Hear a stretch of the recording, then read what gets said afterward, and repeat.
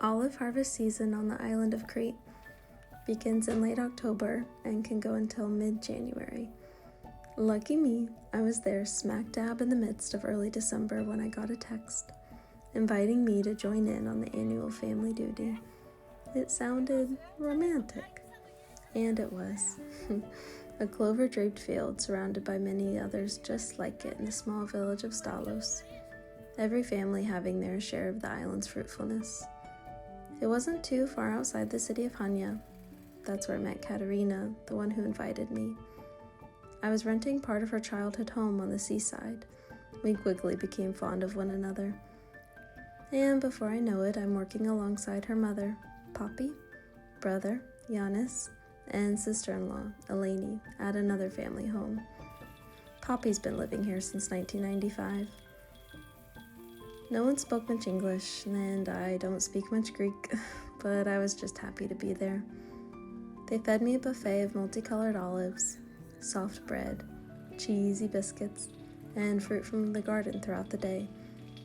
We took a lot of breaks, as the romance slightly faded, soon replaced with a little bit of sweat and sore arms.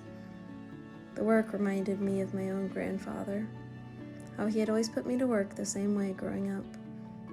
And as I worked alongside someone else's grandparent, I was gifted what I like to call a postcard of energy from my own roots, to be grateful for the beauty of not knowing exactly where you'll end up or how long you'll be there.